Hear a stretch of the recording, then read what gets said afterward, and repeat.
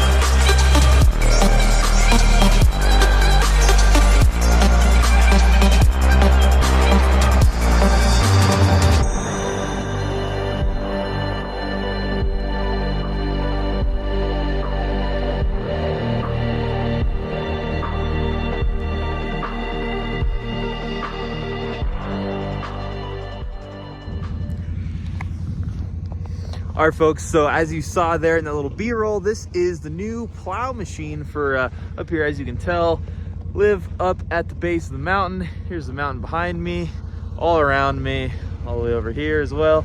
And I've lived up here for a long time. I used a four-wheeler. I'm gonna get away from the exhaust here so you can hear me better. But I was running a Can-Am Outlander for many years up here plowing, and I finally was like, you know what, I think I'm gonna make the investment on something that has a heater and a full cab. Me and my wife and kid can go cruise around in the winter and the summertime, and this just so happened to kind of fall into place. Of course, they're really hard to find right now, especially in this tan and black color. Really rare because it is the new color for this year. And I tell you what, everything fell into place and I had to have it. So really have enjoyed it so far. Got about 80 to 90 miles on it, mainly plowing and just kind of cruising around up here on the mountain. And I'll tell you what, it is a very impressive machine. So let's get into just a couple cool features that I really like if you're looking to buy one of these, and kind of why I went with the Can-Am and I waited for the 2023 model year. So first thing, just overall looks, right? I was looking at the Polaris a lot, and I just felt like this looked a lot more aggressive and had some styling features that made it feel more like a UTV vehicle rather than just like a small truck. The Polaris looked a little too automotive to me, and I liked how this looked very aggressive and unique. So looks for sure, but more importantly, in 2023 they changed the cab. As you can see here, a lot more glass here, right? This is very minimal as far as disruption in your view when you're looking from the inside. And then right here on the B pillar, you have a ton of glass.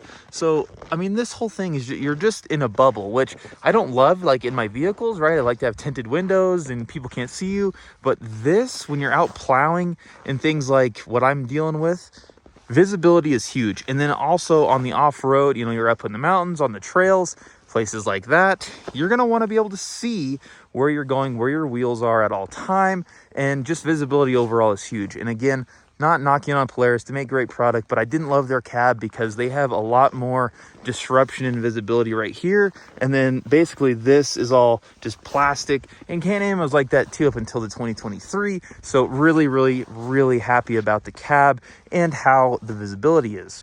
All right, next up is the wheel and tire setup on the 2023. especially in this tan and black. You're gonna get these bronze wheels, and it is a 30 by 9 by 14 up front, and then you come around to the back here, you're gonna get a 30 by 10 by 14 in the back, and it just has this really, really incredible stance to it. From the factory, you're getting 30-inch tires, so a big upgrade on the tires. I think 3 inches taller than the previous model years, and the front end is just absolutely impressive. This whole entire front end has been built to handle this size wheel and tire package and be able to do all of your work you need, all the fun you need to do. I mean, that is a heavy duty front end system on a UTV. So again, really happy with that. I have a Polaris that I have access to via family, and we had them parked next to each other today. And just the size difference in the wheel and tire, but also just the full suspension and axles and upper control arms. I mean, it's massive on this machine. All right, now that we're inside, we got the heat on. It's warming up a little bit in here. You can see this inside, this interior. Hope you can hear me okay. I do have, like I said, have the heat on and the engine's running, but fully insulated up here. It's really quiet in here. Even when you're kind of, I think it's actually louder in here, but just at idle, when it's kind of got that just like low RPM going versus when you're like actually moving it. It's really quiet in here. But the overall dash setup, a little more simple. This is probably where Polaris really has an advantage from the Can-Am.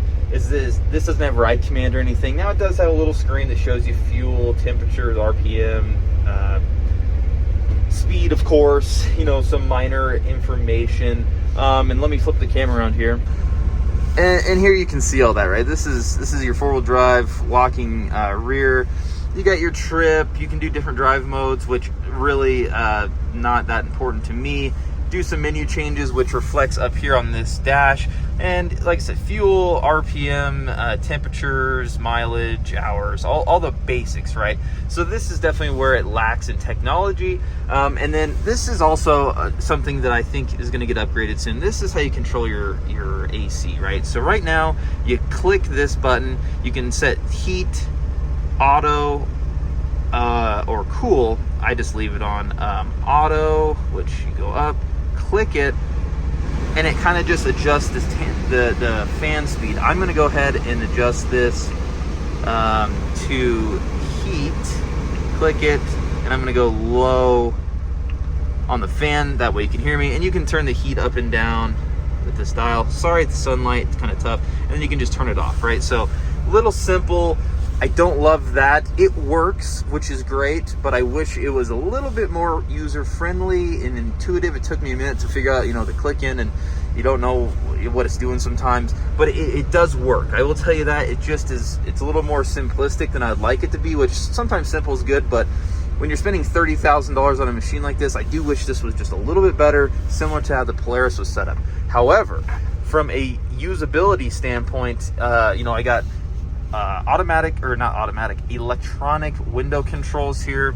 We got the winch set up, the light set up, obviously shift, four-wheel drive, rear diff lock.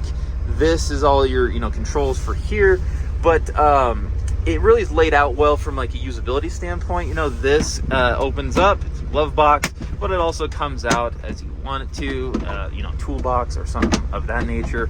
It just locks back in. The seat comes up.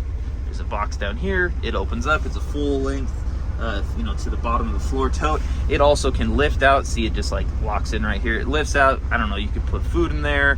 They use it as like kind of a tote to carry around if you're up in the mountains. This front seat does adjust back and forth. You can see like a little speaker here, but just have some cup holders, 12 volt, and a lot of spare button, or I should say open button ports if you want to adjust. Steering wheel is adjustable.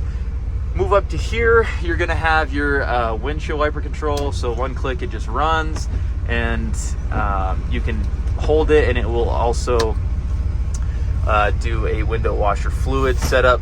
So overall, again, a good setup as far as the interior goes. I love the seats. The brown and black are just super nice. They're very comfortable. It looks sharp. People are surprised when they get in here. They're like, dang, this is nicer than some vehicles.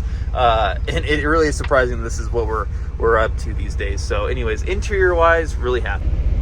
So these are just a few things, like I said, the exterior on the visibility, and as you can see, just as I've been filming in here, right, like that's why I kind of kept the camera forward facing when I was talking earlier, is you can just like really see out of this thing quite well.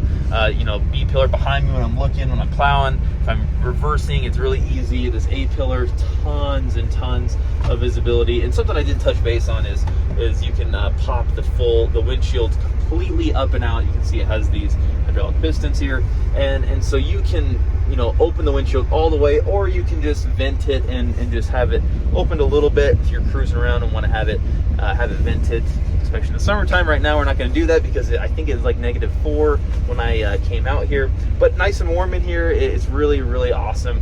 I'm excited to have it on the channel. I do want to film a lot more content with it from a snowplow perspective, and also, you know, this summer up in the, I mean, I'm at the foothills of the mountain here, and there's a lot of great things we can do. So hopefully there'll be some content. Drop a comment below if you're new, of course, and let me know, you know, what you want to see, what you're interested in. This is just kind of a quick overview and introduction to the machine and what I kind of liked about it. We'll definitely get some more videos going on it, so hopefully it can help you make a decision if you're trying to buy one yourself, and I'll definitely give you the pros and cons and be honest with you. So thanks so much for dropping in. We'll catch you on the next one. Take it easy.